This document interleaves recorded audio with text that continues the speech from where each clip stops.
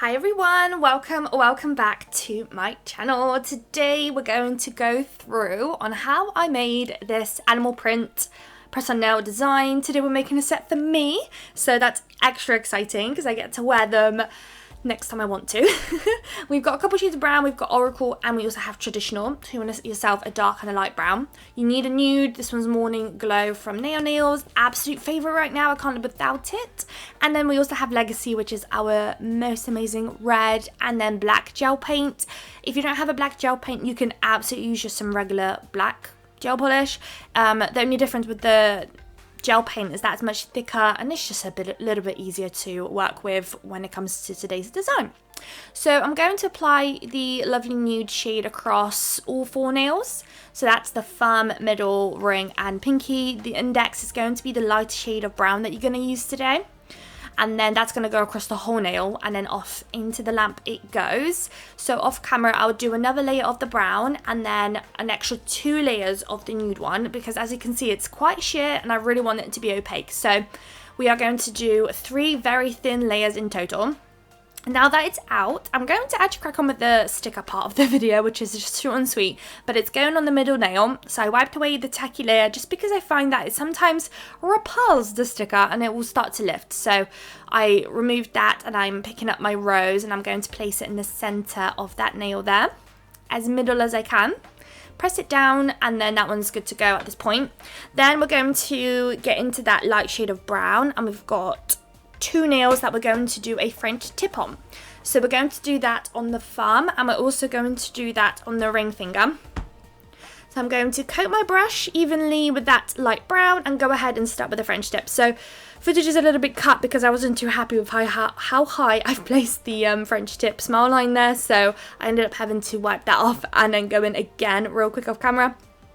So I fixed that up now, and I'm just going to colour in the tip. We will do another cut off camera on that tip on both nails, and then we crack on with the rest of the actual animal print itself. And we are doing it by hand today. We're not doing any stamping. Everything's done by hand, apart from the sticker. So that's the thumb, and then now we're going to do the ring finger. Same process applies. Just put your French tip down, whichever method you prefer best, and then off that will go into the lamp for a cure. I like to try and be quite thin with the French tip, although I have to be honest, when I was doing it with this brown, I don't know why, I was almost blending with that nude in the background. When I was applying the brown, I was like, it's kind of, I don't know, like on camera right now it looks alright, but in person when I was doing it, it just kind of, I don't know, it was blending. I don't know if I was just recording it late or what was going on, but it was kind of blending. But with the second coat it definitely made a difference. After that's done though, you want to grab your darker brown. Now with that one, we are going to use a dotting tool. Ideally like a small one, especially if you're using for small press on nails and stuff, and you just want to go to town with some dots, and you don't want to be very symmetrical with them. You don't want them to be perfect looking. You want them to be different shapes and sizes. Like, you just want to have a good time, but you also don't want to put too many, because we need a little bit of a gap here and there in between those dots, because we're going to do some black accents later, which will help create this nice animal patterned look. So do bear that in mind. So don't pop too many, but you also don't want to put too little, because you do also want that to be kind of covered, and you kind of see what I mean as you get on with the video and as we finish the pattern. So we're doing it on both the French tips. Essentially every single nail will have this animal print going on one way or another. So the thumb has it on the French tip, the index finger has it across the whole nail, then we've got the ring finger that has it again on the French tip. Then I decided to also do it on the pinky, like a full nail on the nude rather than doing it on the lighter brown. And then lastly, with the roses, I kind of wanted to create this like little, I don't know, like a hugging effect, I guess. Kind of just going almost like a border around the rose. So there's going to be a little corner at the top right hand side, and then a little corner bottom left hand side.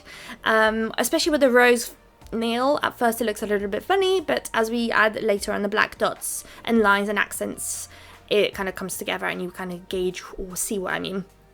But now it's that rose nail. Try not to drop it. And literally like 3 on top, I think, and 3 on the bottom, and leave it there, or 4. And as you can see, it's kind of going around it, but there is a gap in between each one though.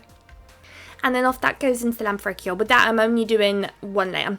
Now, I decided to outline the thumb and, well, both fringe tips with some red, but I am awful at this. Like, I did about that much and I had to go off camera and finish it off, and it took a couple of attempts, so no footage of that, unfortunately. I hate doing it. It's just the pressure of getting the line the same thickness across the whole thing, and it's just, and getting it perfect, and oh, too much, especially when I'm recording. So did that off camera. And now with the black, this is the nail art gel, very nice and pigmented, wax very nicely thin, and we're just going to go around the dots. So you're doing 2 like curved lines around the darker brown dot that you created on every single dot.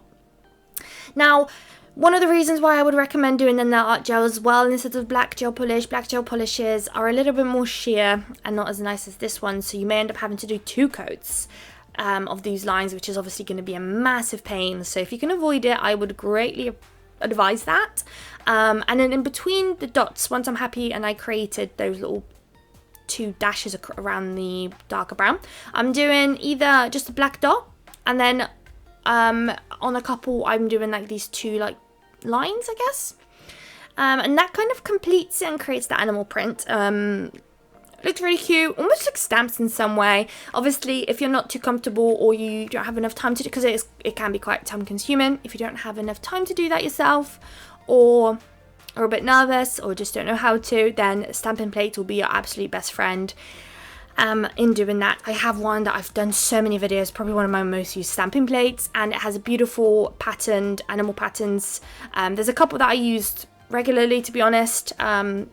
That's probably just my personal preference on them, but they have a design that is exactly what we're doing today, where you literally stamp the black outline, and you might just want to color in the bits, create, you know, the darker brown, but apart from that, yeah, literally has the whole print and you're good to go. And it will probably take you so much less time, especially if you're quite familiar and comfortable with stamping, then absolutely it will cut your time by like probably half, to be honest. But there is also something about doing it by hand, and it definitely creates a different look, I think. It just depends what you're going for.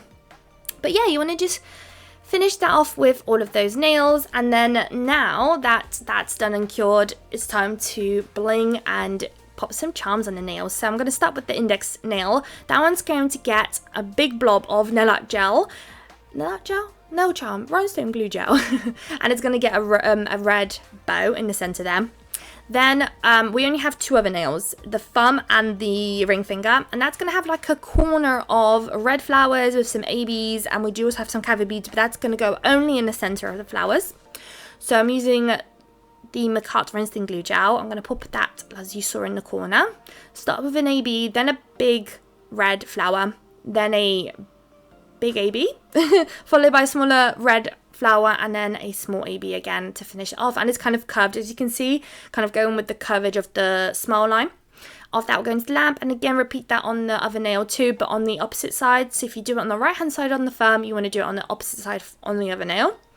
And we're going to repeat that, and I've kept the sizes the same, so it's the same kind of AB, same kind of flower size and everything like that. If you're wondering what that pink light is in the corner though, that is my nail art lamp. It has a really nice pink LED light inside. It's really nice, and I sometimes forget how close I place the lamp when I'm recording, so while something's curing and I'm continuing, I forget that it actually alters slightly the view, so I do apologize for the shift in colors as you're watching.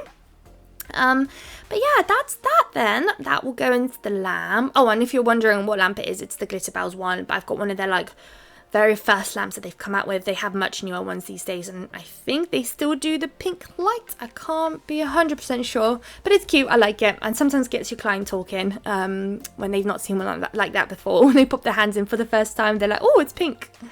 So yeah, this is the Keva bead part, very short and sweet, just in the center of the flowers. If you wanted to do extra detail, you could pop it in between the flowers, but I'd advise that, and in between the crystals, but I would advise to do that before you cure the flowers and crystals in place, just so you can adjust it and move it where you need it.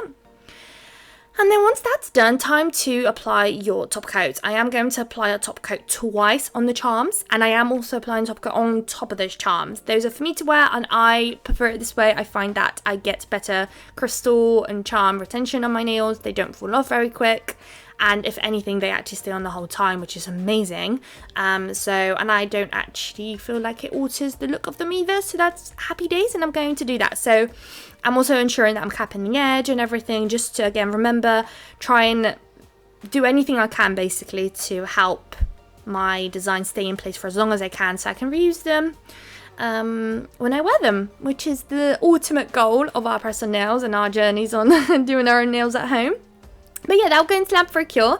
And then here are the final results on my hand. How unreal. They look so good. I'm so happy with them, and I can't wait to try them on and actually wear them. I just popped them on for footage purposes to show you. But yeah, I hope you guys liked the video. If you did, please don't forget to like, comment and subscribe, and I would love to see you all in my next video. Bye guys.